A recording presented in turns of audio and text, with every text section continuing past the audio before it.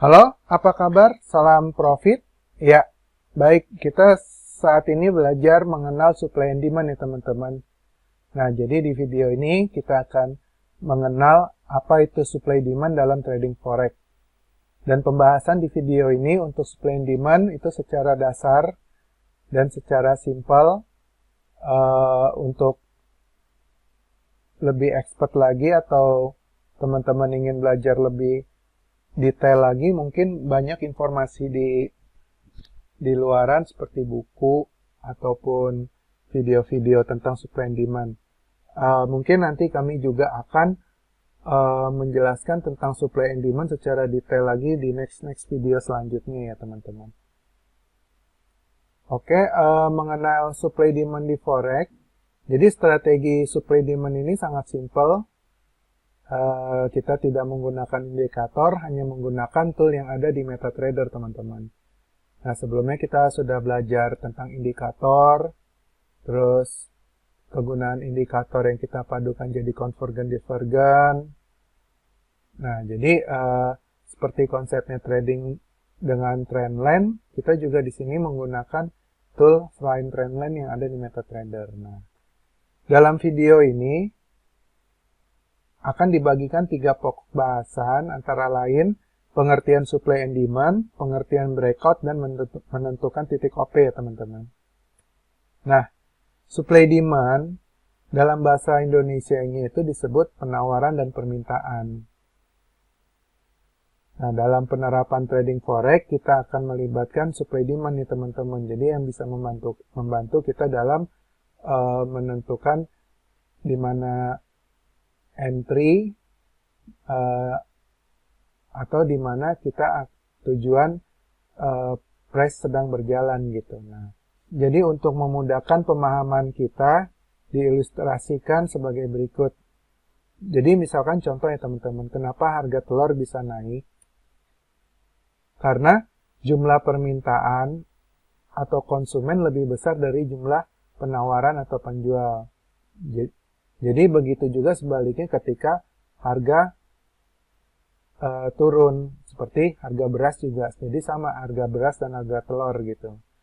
Nah, lalu bagaimana jadinya apabila jumlah konsumen dan pembeli terus seimbang?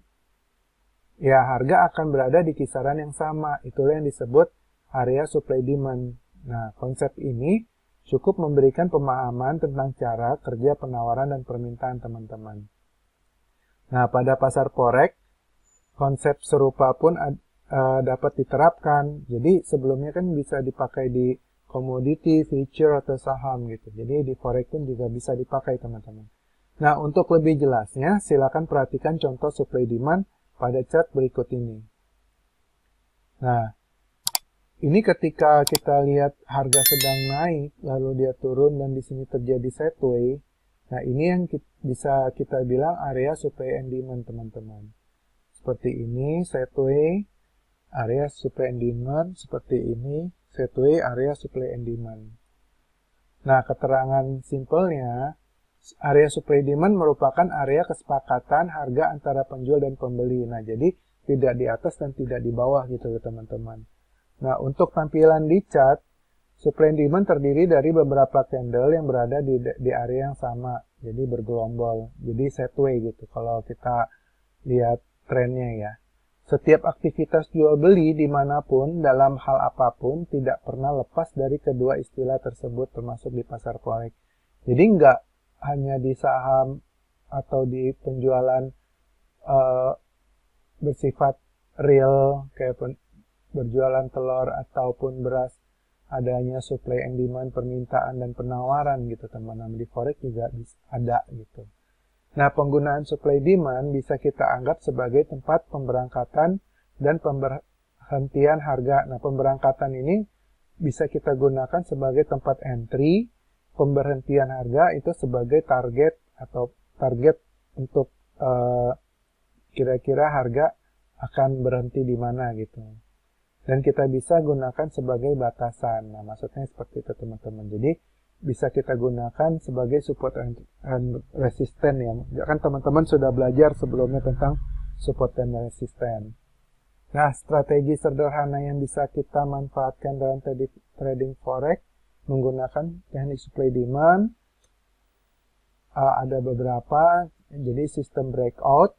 Istilah breakout diadoptasi dari bahasa Inggris yang artinya kurang lebih menembus batas.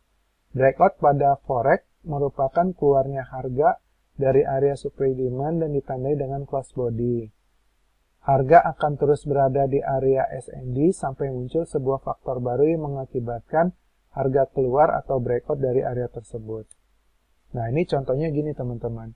Ketika terjadi keseimbangan antara penjual dan pembeli dan terbentuklah sideway, lalu di sini ada di break ini teman-teman. Nah, area SND ditembus oleh sebuah candle bullish.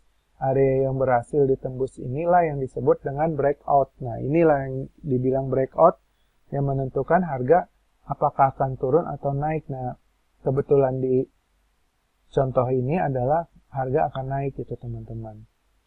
Oke. Nah, jadi kita punya rule-nya nih kalau untuk transaksi buy. Nah, open buy dilakukan ketika harga breakout SND ke arah atas.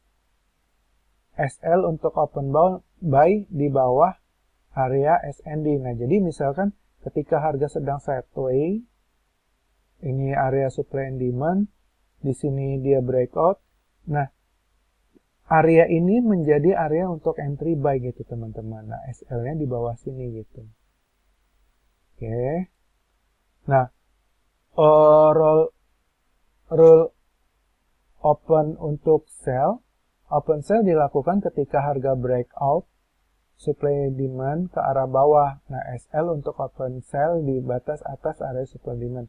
Nah, jadi seperti ini teman-teman. Ketika ini terlihat breakout di area yang kita anggap ini misalkan time frame besar, time frame kecilnya ini sideway. Lalu di sini ini adalah area untuk kita melakukan opsi sell. Nah, di atas inilah kita akan melakukan SL gitu untuk pembatasan kerugian gitu teman-teman. Pengenalan untuk supply demand pada artikel ini masih sangat dasar ya teman-teman dan masih banyak pemahaman lanjutan.